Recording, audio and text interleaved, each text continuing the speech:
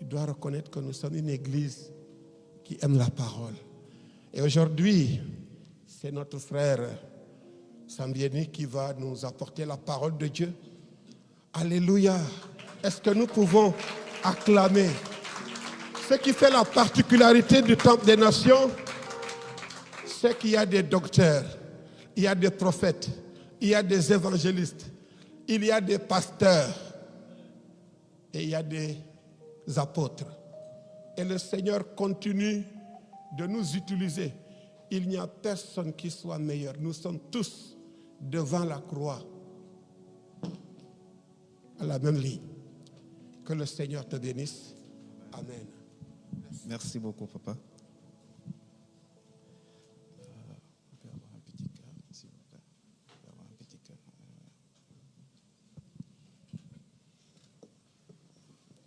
Les ténèbres ont reculé. Je voudrais qu'on commence tous ensemble devant l'œuvre à nous incliner devant la face du Seigneur et devant demander à l'Esprit Saint de nous parler aujourd'hui. Ce n'est pas Sambieni qui parle aujourd'hui, mais c'est le Saint-Esprit qui parle. Alors tu vas demander au Seigneur de te parler. Les ténèbres ont reculé devant l'œuvre de la croix.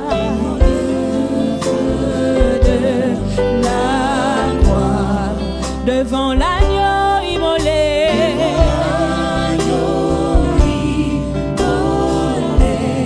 Et le sang versé. Lève la voix maintenant. Parle au Seigneur. Parle au Seigneur maintenant. Dis-lui de te parler. Dis-lui de te parler que tu veux l'entendre. Au nom de Jésus-Christ. Oh, devant l'œuvre de la croix.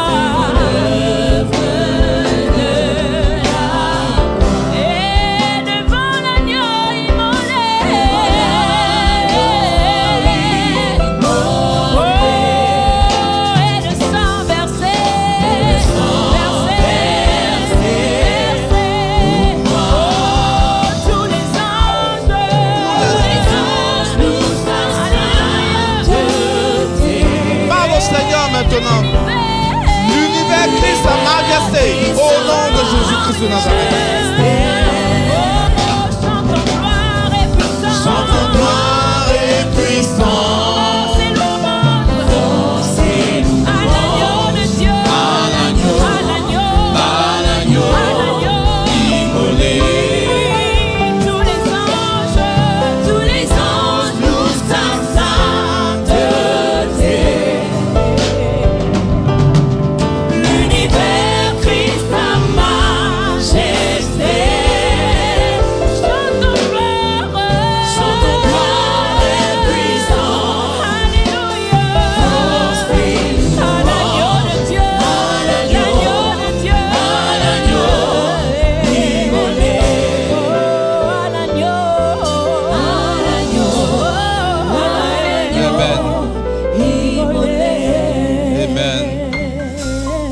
Merci beaucoup.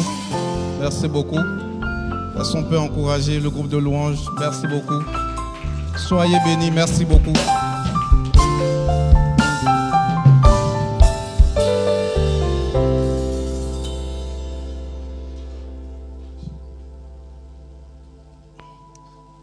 Je voudrais bénir le nom du Seigneur pour ce moment, pour tout ce qu'il fait dans nos vies respectives, tout ce qu'il fait dans la vie de cette église.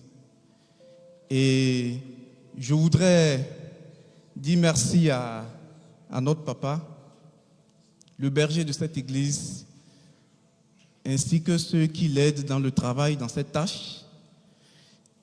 Ils ont bien voulu porter leur choix sur ma modeste personne. Et pour la petite histoire, il y a quelques mois, papa m'a dit, prépare-toi à prêcher. Et j'ai dit, ma réponse était, mais papa, j'ai besoin d'être formé. Hein. Il dit, non, ça va aller. Et lorsque j'ai vu la programmation, j'ai dit, qu'est-ce que je peux bien dire à ce peuple? Et le Seigneur m'a rappelé une parole. Et la parole dit ceci, que l'Éternel a dit à Moïse, dit à mon peuple, vous serez un royaume de sacrificateurs. Qu'est-ce que cela veut dire? Ça veut dire que autant que nous sommes ici, nous sommes appelés à travailler dans la maison du Seigneur. Alors que le nom de l'Éternel soit glorifié. Mais papa, j'ai toujours besoin d'être formé.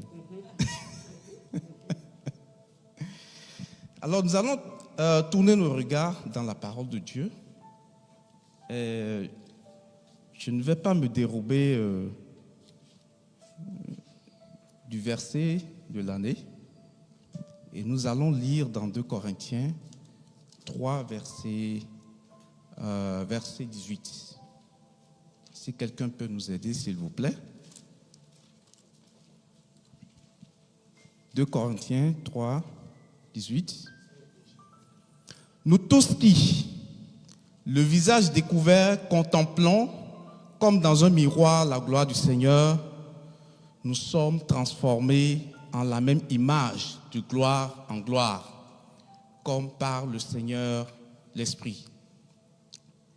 Alors, bien-aimés frères et sœurs, lorsque je méditais sur ces paroles, le Seigneur a attiré mon attention sur une image. Il dit, regarde, c'est comme si d'un côté, je me trouve d'un côté, je détiens toute la gloire, je détiens toute la magnificence, et d'un autre côté, regarde, il y a les frères, il y a tes frères en Christ qui sont là, tu es aussi parmi eux. Et vous devez passer d'un état à un état de gloire. Vous devez me rejoindre. Mais pour le faire, il faut d'abord savoir, il faut d'abord être conscient de ce que c'est qu'avoir un état de gloire. Il faut comprendre ce que tu dois rechercher. Et ensuite, tu dois savoir ce qu'il faut faire pour atteindre cet état-là.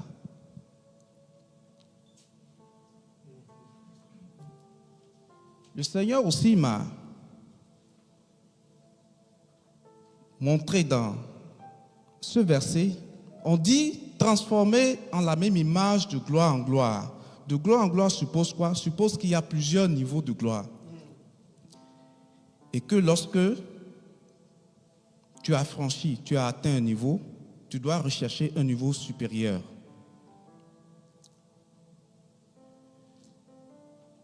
Mais est-ce qu'en tant que chrétien, nous comprenons vraiment le sens de ce mot? Je vais peut-être, mon intervention aujourd'hui se reposera principalement sur ce mot-là. Et qu'est-ce que j'ai fait? Je suis allé dans le dictionnaire pour comprendre un peu dans le langage du monde ce que le mot gloire pourrait signifier. Et dans le Larousse, il est dit que le thème gloire désigne principalement une renommée éclatante et durable, un grand prestige ou une réputation exceptionnelle obtenue grâce à des mérites ou des actions remarquables. Et le Robert viendra nous dire que la gloire, c'est une grande renommée, une considération admirative accordée à quelqu'un en raison de ses mérites, de ses exploits ou de ses talents. Donc, lorsque nous analysons un peu ces deux définitions, le mot gloire renvoie à trois notions principales. Ce mot peut être assimilé à un exploit, une renommée, soit à une réussite ou un prestige social, ou soit à la détention d'une certaine puissance ou une grandeur. Et je vais vous demander de m'excuser, on va essayer d'analyser ces trois notions-là à travers l'histoire d'une façon brève, mais également en notre temps aujourd'hui, ce que ça pourrait signifier. Qu'est-ce que ce mot-là signifie au temps d'aujourd'hui, dans le monde d'aujourd'hui, le monde dans lequel nous nous trouvons?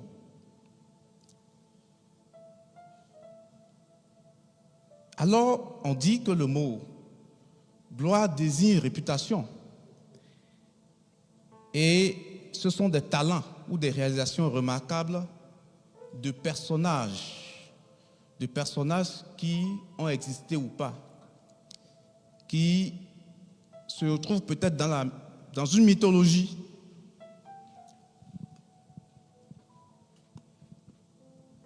On nous a, lorsqu'on était beaucoup plus petit, on nous a enseigné à l'école et même dans les livres, on a lu qu'il y avait des êtres considérés comme peut-être des petits dieux qui ont existé ou qui n'ont pas existé. Bon. Si on se rappelle un peu dans la mythologie grecque, on nous a parlé de ces héros-là. Et vous connaissez certainement Hercule, qui était un être suprême, qui était un demi-dieu. Parce que, pourquoi? Déjà, parce que il est né de l'accouplement, il serait né de l'accouplement d'un dieu et d'un être humain. Mais qu'est-ce qui caractérise vraiment cet être-là? C'est qu'il avait réussi à accomplir ce que la mythologie dit, les 12 travaux. C'est-à-dire, c'était 12 tâches que personne n'arrivait à réaliser. Mais lui, il l'a fait. Et c'était pourquoi? C'était pour rechercher quoi? C'était pour rechercher la gloire. C'était pour rechercher quoi? Une renommée exceptionnelle. Et jusqu'à aujourd'hui, cela est inscrit dans les livres. On a connu également d'autres héros, même en Afrique. On nous a parlé dans des empires, notamment chez moi. On nous parle des Amazones, qui était un régiment de femmes. Et ce régiment-là a lutté contre la colonisation. Il y en a d'autres. Cela veut dire que dans chaque nation, en fait, à un moment donné de l'histoire, chaque nation a connu ces personnes-là, ces personnages-là qui ont lutté et qui ont montré la gloire à travers leur vie, à travers ce qu'ils ont réalisé. Et la deuxième notion, c'est que la gloire est comme une réussite, peut être assimilée à une réussite, un prestige social. Et je vais vous amener tous à notre temps d'aujourd'hui.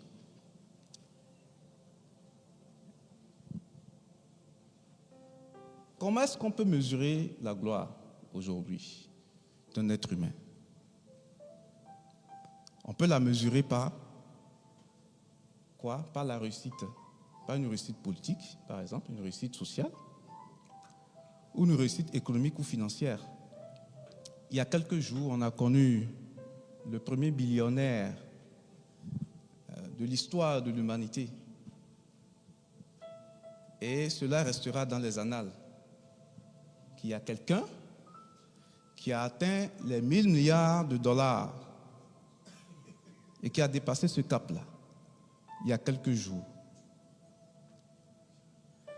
Et j'ai voulu apporter sa photo pour qu'on puisse voir, mais on n'est pas ici pour faire de la publicité. Mais vous allez, sur les réseaux, vous allez voir la photo qui représentait un peu la gloire qu'il avait, avec des billets verts derrière lui, et puis ses mains écartées avec un cri de puissance, de grandeur. La gloire peut aussi représenter aujourd'hui la réussite sur d'autres plans. Et nous sommes au temps de la Coupe du Monde. On connaît beaucoup de joueurs qui ont été ou qui sont encore des stars. Et certains disent « Ah, c'est mon idole, c'est mon idole ». Donc ce sont des personnes qui ont réalisé des choses que d'autres n'ont pas réalisées et sont reconnus comme tels. Dans le domaine scientifique, jusqu'à aujourd'hui, on garde en esprit ce monsieur qu'on appelle Albert Einstein, qui a découvert quelque chose qui a bouleversé le cours de l'histoire. Quand on parle des bombes, quand on parle de la bombe atomique aujourd'hui, quand on parle de l'énergie, ça vient de sa fameuse formule. Et la troisième notion, c'est la puissance et la grandeur collective. Ça, c'est relativement à un groupe. On a parlé des empires, on a connu les empires, l'empire Songhai, l'empire Mali, ainsi de suite. Et ce sont des peuples qui ont régné sur le monde.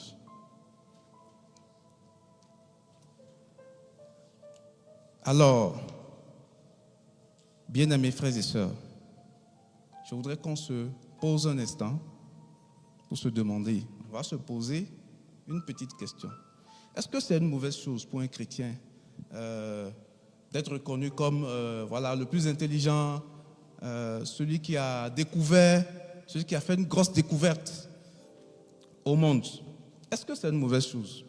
On peut quand même répondre, hein? C'est très bon. Donc, cela veut dire que nous avons les mêmes aspirations, que ce soit chrétien ou païen. Ou, je ne dirais pas païen, mais non chrétien.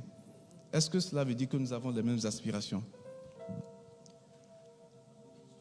Tu es chrétien et tu es un homme d'affaires, mais c'est logique de rechercher à étendre ton empire financier sur le monde. Aujourd'hui, c'est peut-être Elon Musk qui est le premier billionnaire, mais peut-être que le prochain trillionnaire sera au Temple des Nations. Ça veut dire 1000 billions. Donc, est-ce que c'est une mauvaise chose? Mais alors, si ce n'est pas une mauvaise chose, alors où est le problème?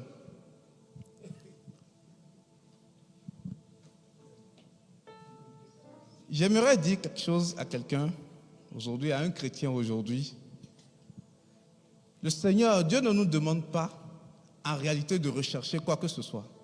Dieu ne nous demande pas de rechercher une quelconque gloire, une quelconque reconnaissance. Il ne nous a pas demandé cela.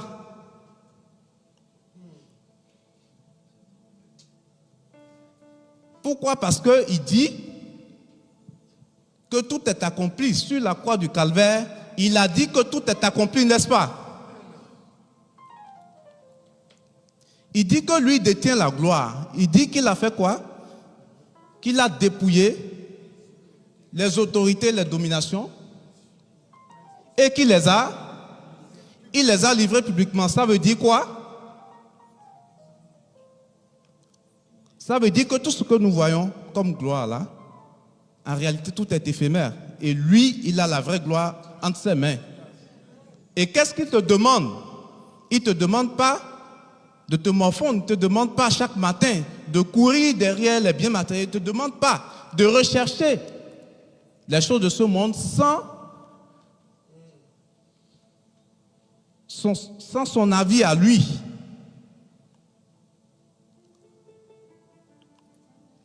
Il te demande quoi? Viens juste entrer dans ta gloire.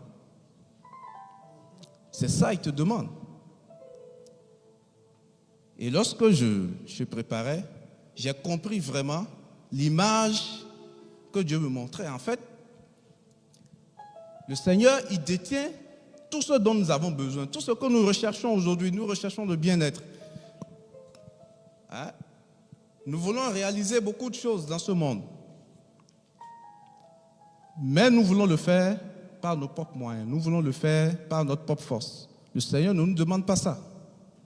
Il nous demande quoi? De venir bénéficier de cette grâce-là, que lui, il a déjà entre ses mains.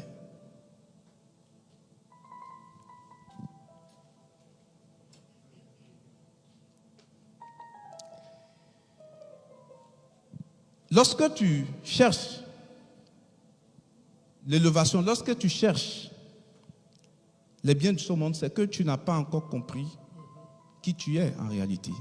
Parce que tu es un héritier. Depuis le jour où tu as donné ta vie à Jésus, tu es un héritier. Et tu ne peux pas encore faire comme les autres qui doivent courir tous les jours. Attention, je ne dis pas de ne rien faire, de ne pas travailler, non. Mais le problème se trouve où? Lorsque nous courons, lorsque nous pensons que nous devons faire ci, nous devons faire ça, et nous ne prenons pas des raccourcis, nous ne prenons pas des chemins que Dieu, sur lesquels Dieu n'a pas donné son aval. Et c'est là où le diable passe par. C'est par là que le diable passe pour nous séduire, pour nous tromper. Vous savez, le diable, il est très malin et rusé. S'il a pu tenter Jésus, ce n'est pas à notre endroit qu'il ne pourra pas le faire. Et il a principalement le diable a principalement deux outils qu'il utilise pour séduire, pour tromper le monde d'aujourd'hui. Et nous allons voir, il a utilisé cette même chose en voulant tenter Jésus. On va voir. Est-ce que nous pouvons lire, s'il vous plaît, dans Matthieu 4?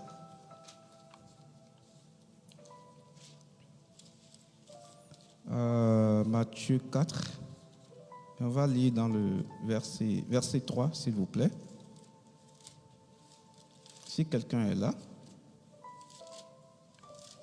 Le tentateur s'étant approché lui dit: si tu es fils de Dieu, ordonne que ces pierres deviennent des pains. Ordonne que ces pierres deviennent des pains. Qu'est-ce que le diable va commencer par faire dans ta vie? Il va identifier ta situation actuelle. Il va identifier le problème que tu traverses. Il savait que Jésus venait de faire 40 jours et 40 nuits. Donc quelqu'un qui vient de faire 40 jours et 40 nuits, et même la Bible le dit, que Jésus eut faim. Donc il a identifié cela. Il savait que Jésus était dans une situation, dans une posture où il avait faim. Et c'est ce que le diable va faire dans ta vie. Je parle à un jeune aujourd'hui, il y a beaucoup de jeunes. Le diable va dire, voilà, tu es dans une situation, tu n'as pas encore d'emploi. Regarde ta situation, tu n'arrives pas encore à joindre les deux bouts.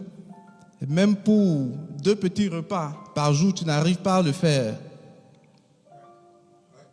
Voilà ce qu'il va commencer par faire dans ta vie. En fait, il ne va pas te dire quelque chose de différent. Il va te montrer quelque chose qui est vrai et qui est ta situation actuelle.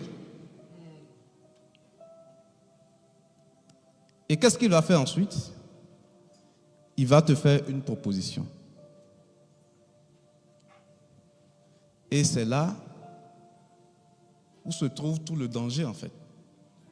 Qu'est-ce qu'il va dire à Jésus? Il va dire, si tu es fils de Dieu, transforme ces pierres en pain. Si tu es fils de Dieu. Jésus pouvait dire, mais voilà, je viens de faire 40 jours et 40 minutes de prière, il faut que je prouve à Satan que voilà, je suis vraiment fils de Dieu. Mais ce c'était le moment. Qu'est-ce que le diable va te dire aujourd'hui en tant que jeune? Et il va parfois utiliser même la parole de Dieu. Il connaît la Bible.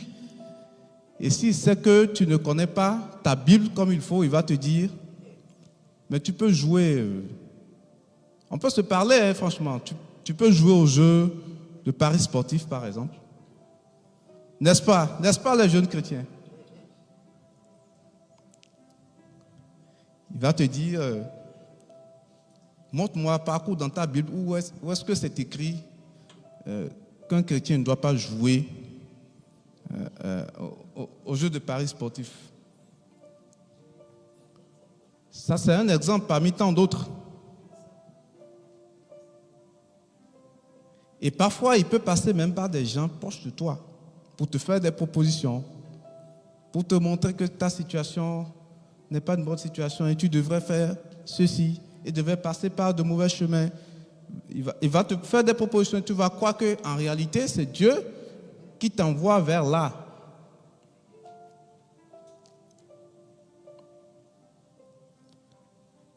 On connaît un peu l'histoire de Job. La Bible dit que Job était arrivé à un moment où il a imploré même la mort. Il voulait que la mort vienne le prendre. Et qu'est-ce que sa femme va lui dire?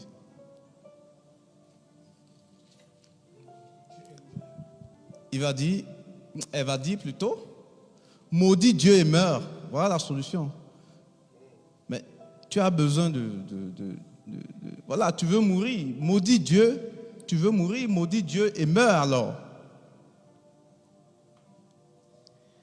Et le diable va passer par des gens proches de vous pour vous faire des propositions. Viens à telle réunion. Viens. Non, c'est juste une activité caritative. C'est pas grand-chose. C'est pour aider les défavorisés. Alors que c'est une pépinière des sociétés secrètes. Une pépinière des Illuminati. Une pépinière des loges. L'enfant de Dieu doit faire très, très attention. Très attention.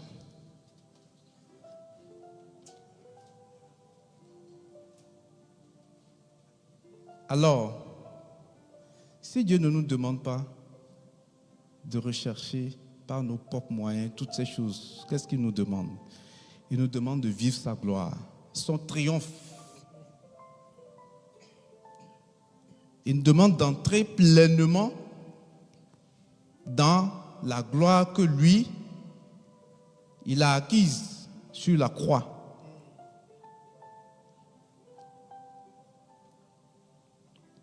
Je voudrais nous inviter à lire, s'il y a quelqu'un qui peut nous aider à lire, s'il vous plaît, dans 2 Thessaloniciens 2, 13 à 14, s'il vous plaît. 2 Thessaloniciens 2, 13 à 14.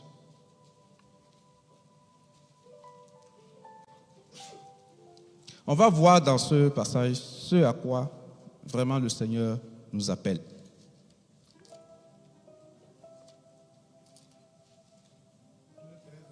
Oui, s'il vous plaît. Pour nous, frères bien-aimés du Seigneur, nous devons à votre sujet rendre continuellement grâce à Dieu, parce que Dieu vous a choisi dès le commencement pour le salut, Oui. par la sanctification de l'Esprit Oui. et par la foi en la vérité. Par la foi en la vérité. C'est à quoi il vous a appelé, C'est à quoi il vous a appelé par notre évangile. Pour que vous possédiez la gloire de notre Seigneur Jésus-Christ. Nous sommes faits pour posséder la gloire du Seigneur Jésus-Christ. Nous sommes faits pour posséder la gloire du Seigneur Jésus-Christ. Et Dieu nous appelle à vivre cette victoire-là, cette gloire que Jésus a acquise à la croix, non pour notre propre exaltation, mais afin que sa gloire soit manifestée à travers nos vies. Nos vies doivent refléter la gloire de Dieu. En fait, c'est ça la nuance. Nous ne devons pas chercher une gloire, mais nous devons vivre la gloire de Dieu dans nos vies. Et la croix n'est pas seulement le lieu du sacrifice de Christ. À la croix, Jésus a fait quoi? Jésus est mort pour nos péchés et nous a accordé quoi? Le royaume des cieux. Mais pas que ça, mais c'est aussi le fondement de la victoire, de la liberté et de la gloire que Dieu veut voir se manifester au travers de la vie de ses enfants. Alors, la question qu'on pourrait se poser aujourd'hui, comment est-ce qu'il faut faire? Alors, qu'est-ce qu'il faut faire pour entrer pleinement dans cette gloire-là? Qu'est-ce qu'il faut faire pour être dans la gloire que Dieu a préparée pour ses enfants? Il y a plusieurs conditions, mais ici nous allons énumérer 4. Nous allons nous allons parler de 4 conditions aujourd'hui que Dieu nous demande à respecter pour entrer pleinement dans la gloire, dans sa gloire. Et la première des choses, c'est quoi? C'est le renoncement. Le renoncement intégral. Qu'est-ce que le Seigneur a dit? Il dit, si quelqu'un veut venir à moi, qu'il fasse quoi?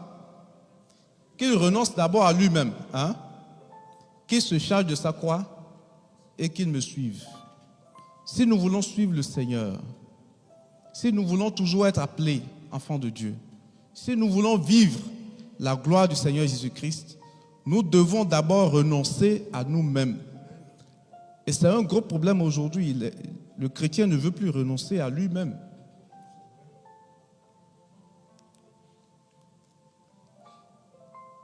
Le chrétien veut faire les choses par lui-même. La première condition de Dieu ici, renonce à toi-même. Renonce à tout ce que tu recherches. Moi, je les détiens déjà. Renonce à ta vie. Renonce à tes finances.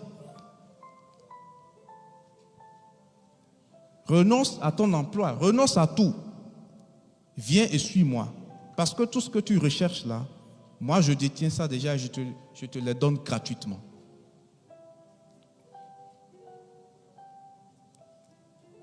Alors, la deuxième condition, c'est quoi? C'est la transformation. Et notre thème porte bien le mot transformation. Le Seigneur nous demande, après le renoncement, une transformation sérieuse, une vraie transformation. Et il dit, soyez transformés par le renouvellement de l'intelligence. C'est une chose vraiment très importante, la transformation par le renouvellement de l'intelligence. Lorsque tu es un chrétien, homme d'affaires, tu as envie, par exemple, de commencer un nouveau projet, de mettre tes ressources dans ce projet-là. Mais c'est le Saint-Esprit qui doit te dire que ce dans quoi tu veux mettre tes ressources-là, ce sera une bonne chose ou pas. Alors, si tu n'es pas transformé par le renouvellement de l'esprit, comment est-ce que le Saint-Esprit pourra te le dire? Tu es un chrétien. Tu es un fonctionnaire, par exemple, ou bien tu travailles dans une structure où tu as des obligations, tu as des tâches à exécuter. Comment est-ce que tu arrives à te démarquer des autres? Vous savez, les non-chrétiens, vous ne pouvez pas imaginer ce qu'ils font pour se démarquer des autres. Vous n'imaginez pas. Et qu'est-ce qui nous reste? Qu'est-ce qui te reste, toi, aujourd'hui, en tant que chrétien, si ce n'est pas le Saint-Esprit qui doit te guider, qui doit te montrer comment est-ce que tu dois prendre en charge tes obligations? C'est cela.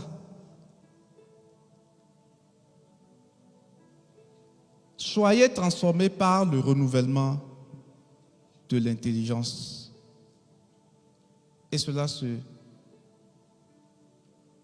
arrive par qui? Par le Saint-Esprit. Et la troisième condition, c'est de vivre désormais et uniquement pour Dieu. C'est une chose difficile, hein, parfois. Nous allons lire, je vais vous demander s'il vous plaît, 1 Corinthiens 10, 31. Soit donc que vous mangiez, soit que vous buviez, soit que vous fassiez quelque autre chose, faites tout pour la gloire de Dieu. Faites tout pour la gloire de Dieu. Tu veux vivre la gloire de Dieu, tu dois tout faire. Tout ce que tu poses comme acte doit être pour la gloire de Dieu. On dit, quoi que vous mangiez, quoi que vous buviez. C'est assez profond. Tout ce que tu fais, je pourrais dire, même la manière dont tu t'habilles, même la manière dont tu parles, tout ce que tu fais en tant que chrétien, tout doit être pour la gloire de Dieu. Tu dois mettre Dieu devant toute chose. C'est ça la suite du renoncement. Et la quatrième condition, c'est d'obéir à Dieu et rester persévérant en toutes choses. Le chrétien d'aujourd'hui n'arrive plus à persévérer, à rester persévérant. Et aujourd'hui, on nous vend beaucoup de choses dans les masses médias. Et le chrétien d'aujourd'hui veut que voilà, il a besoin d'une maison avec une simple prière.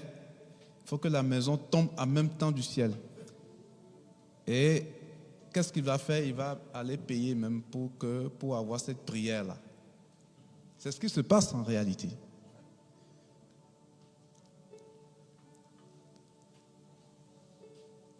Le chrétien ne veut plus passer par le chemin que Dieu a tracé. Il veut que les choses descendent comme par enchantement.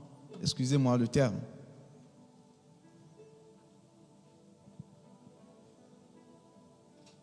Le Seigneur nous demande la persévérance. Il nous demande l'obéissance. Il dit quoi? L'obéissance vaut mieux que quoi? Que les sacrifices.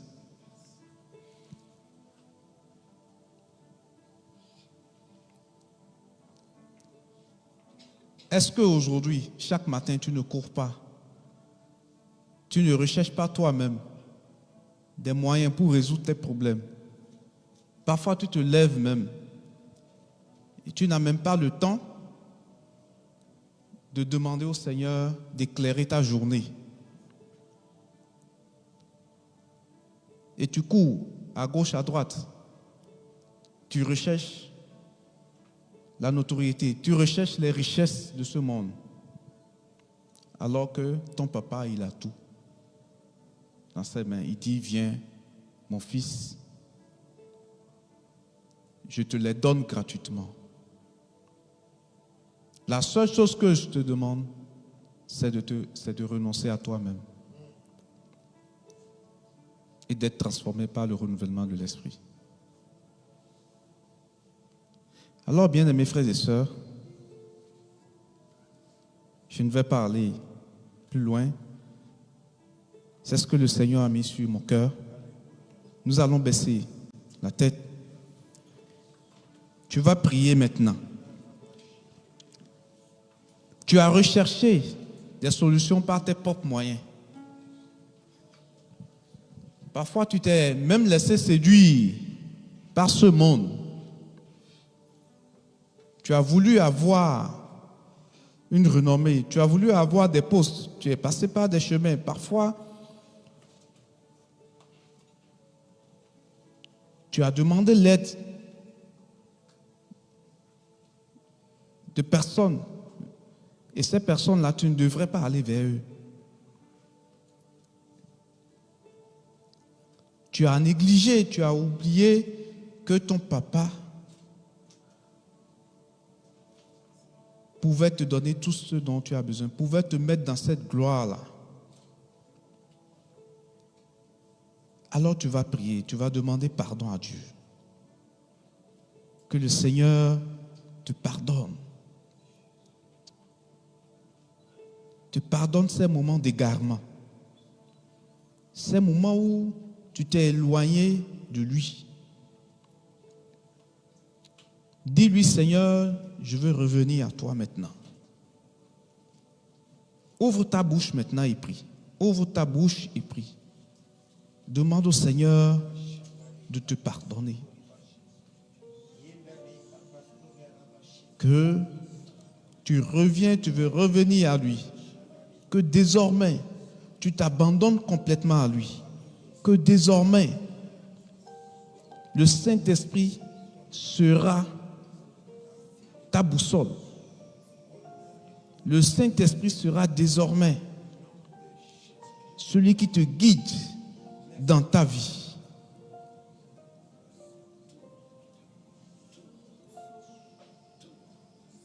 Merci Seigneur Jésus.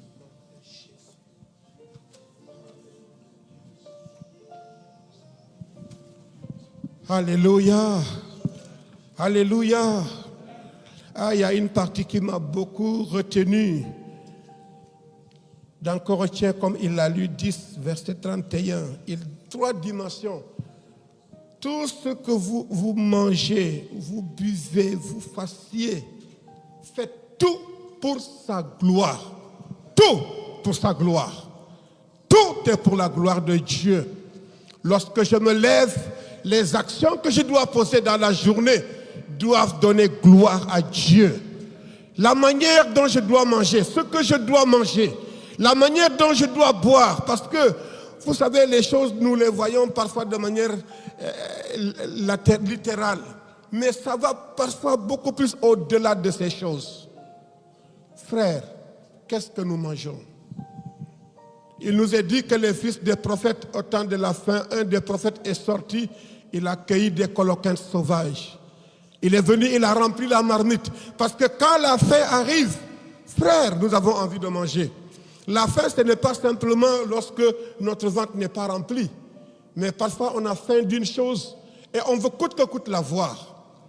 Mais sache que ça doit être pour la gloire de Dieu. Tout ce que nous devons faire est pour la gloire du Seigneur. Ces messages, aujourd'hui, nous voyons comment les hommes bousculent même le calendrier de Dieu pour sa propre vie. Comment les gens veulent des choses toutes faites et rapidement. Le chrétien ne patiente plus. Même quand Dieu est en train de nous parler, nous sommes pressés même, parfois. Les cultes sont pressés, les temps de méditation sont pressés, les cultes personnels sont pressés, nos cultes d'adoration sont pressés, les temps de prière intime avec Dieu, tout est pressé. On ne prend même plus le temps d'écouter Dieu pour voir quelle est sa volonté. Et je l'ai toujours dit ici, même dans nos cultes, alors que lorsque nous venons prier le Seigneur, il y a des moments où on doit savoir écouter Dieu. Qu'est-ce qu'il veut me dire? Nous sommes dans la deuxième moitié de l'année et notre thème, c'est que nous soyons élevés de gloire en gloire étant transformés. Nous sommes dans cette saison où la gloire est disponible pour toi. Et nous sommes en train de vivre 21 jours de jeûne et de prière. Ce n'est pas en vain que l'Église a programmé cela. Parce que nous voulons que chacun de nous saisisse cette saison. Qu'est-ce que Dieu va faire? Moi, en tout cas, je le dis. Chaque jour, je dis, Seigneur, ce que je te demande là, je veux avant les 21 jours que tu me répondes. Alléluia. Je me donne entièrement pour toi, Seigneur. Fais ta volonté dans ma vie. Si au bout des 21 jours, Dieu me dit, prolonge encore, je vais prolonger. Si les 21 jours ne suffisent pas, Pierre, on ajoute encore 21 jours. Jusqu'à ce que nous voyons Dieu. Non, je vous dis la vérité, il y a des moments où si tu n'es pas fâché sur ta propre vie là, c'est que quelque chose ne va pas. Tu vois des choses qui sont intolérables, tu continues de les tolérer, quelque chose ne va pas. Pendant les temps où tu ne priais pas, on te donne 21 jours de prière, tu ne pries pas. Tu es malade. Tu as besoin de délivrance.